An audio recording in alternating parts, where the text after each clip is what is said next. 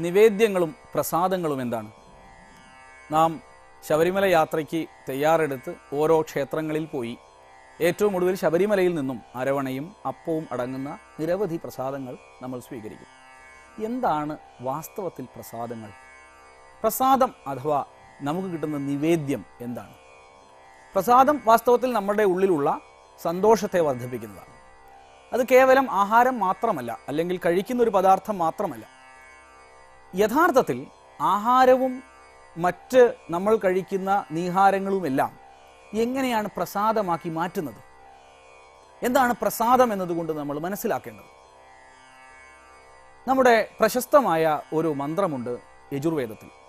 ഈശാവാസ്യം ഇദം സർവം യത് കിഞ്ച ജഗത്യാം ജഗത് തേന തെക്തേന ഭുഞ്ചീത മാ ഗൃത കസ്യ സിദ്ധനം. വളരെ പ്രശസ്തമായ മന്ത്രമാണ്. ഈശ്വരൻ സർവത്ര മൂടിയിരിക്കുന്നു. ഈശ്വരനാണ് എല്ലായിടത്തും ഉള്ളത്.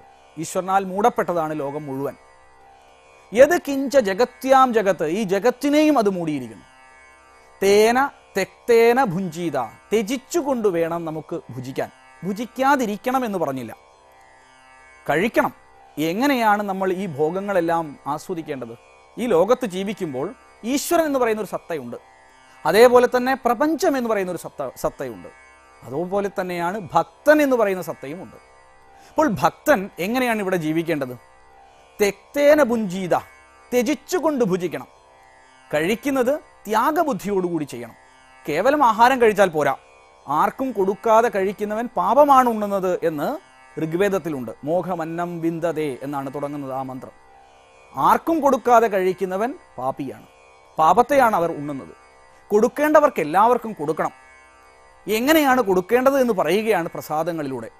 യജ്ഞശിഷ്ട ആശിന, എങ്ങനെയാണ് ഭക്ഷണം കഴിക്കേണ്ടത്? യജ്ഞശിഷ്ടമായിട്ട് വേണം കഴിക്കാൻ. യജ്ഞം ചെയ്ത് അതിൻ്റെ ഫലം മാത്രമേ നമ്മൾ കഴിക്കാവൂ, അതിൻ്റെ പ്രസാദം മാത്രമേ നമ്മൾ കഴിക്കാവൂ. ഇവിടെ 3 തലത്തിലുള്ള വസ്തുക്കളുണ്ട്. ഒന്ന് ഭക്തൻ. ഭക്തൻ തനിക്കുള്ളതെല്ലാം ഈശ്വരന് നിവേദിക്കുന്നു. തനിക്ക് കിട്ടാവുന്ന വസ്തുക്കളെല്ലാം ഈ പ്രപഞ്ചത്തിലുള്ളതാണ്. ഈ പ്രപഞ്ചത്തിൽ കിട്ടുന്ന എല്ലാ വസ്തുക്കളും ഈശ്വരാർപ്പണം ചെയ്ത ശേഷം മാത്രം കഴിക്കുന്നു. ബ്രഹ്മാർപ്പണം ചെയ്യാതെ ഒരിക്കലും കഴിക്കുന്നില്ല. അങ്ങനെ കഴിക്കുന്നത് തെറ്റാണ്. അപ്പോൾ ഈശ്വരൻ എല്ലായിടത്തുമുണ്ട്, സർവ്വചരാചരങ്ങളിലും ഈശ്വരനുണ്ട്. അങ്ങനെയുള്ള ഈശ്വരൻ്റെ നിവേദ്യം എന്ന് പറയുന്നത് ഈശ്വരനെല്ലാം നിവേദിച്ച ശേഷം മാത്രം കഴിക്കുമ്പോഴാണത് നിവേദ്യമായി മാറുന്നത്. നമ്മുടെ ചിന്തകളിലും ഇത് വരണം. നമ്മുടെ സാധാരണ പ്രവൃത്തികളിലും ഈ നിവേദ്യം എന്ന് പറയുന്നത് ഈശ്വരാർപ്പണം ചെയ്ത് കഴിക്കുന്നതാണ്.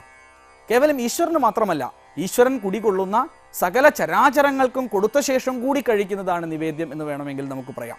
കാരണം ശ്രീഭൂത ബലി തുടങ്ങിയിട്ടുള്ള പ്രവർത്തനങ്ങൾ ഒരു ക്ഷേത്രത്തിൽ നടക്കും.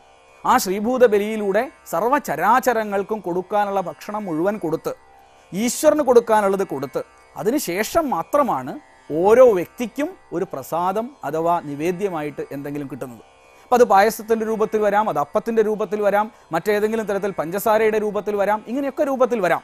എന്നാലും ഈ പറയുന്ന നിവേദ്യങ്ങളുടെയൊക്കെ തത്വം എന്ന് പറയുന്നത് ഈശ്വരന് കൊടുത്ത ശേഷമേ നാം ഭക്ഷണം കഴിക്കാവൂ. നമ്മുടെ ചരാചരങ്ങൾക്ക് മുഴുവൻ ഭക്ഷണം കിട്ടിയെന്ന് ഉറപ്പുവരുത്തിയതിന് ശേഷമേ ഭക്ഷണം കഴിക്കാവൂ. ഈ ഒരു ശീലം എല്ലാ ആളുകളിലും വളർത്തിയെടുക്കുന്നതിന് വേണ്ടിയാണ് പഴയ കാലത്ത് ക്ഷേത്രങ്ങളിൽ മുഴുവനുള്ള നിവേദിക്കുന്ന നിവേദ്യങ്ങൾ ഭക്തർക്ക് വിതരണം ചെയ്തിരുന്നത്. അപ്പോൾ ഈശ്വരന് നിവേദിച്ചു. ഈശ്വരന് നിവേദിച്ച സമയത്ത് ഈശ്വരൻ അത് ഭുജിച്ചു. ഈശ്വരൻ ഭുജിച്ചതോടുകൂടി ഈശ്വരന്റെ അംശം ആ നിവേദ്യത്തിൽ വന്നു ചേർന്നു. അങ്ങനെ ഈശ്വരാംശം കൊണ്ട് പരിശുദ്ധമാക്കപ്പെട്ട നിവേദ്യം കഴിക്കുന്നതിലൂടെ ഭക്തനിലും അമൃതത്വം വളരാൻ തുടങ്ങും. നമ്മുടെ ഉള്ളിലുള്ള അമൃതത്വം വളരുന്നതോടുകൂടി നമ്മുടെ ജീവിതം ഏറ്റവും ഉയർന്ന തലത്തിലേക്ക് സ്വാഭാവികമായി വന്നു ചേരുകയും ചെയ്യും. ഇതാണ് നിവേദ്യങ്ങളുടെ തത്വം.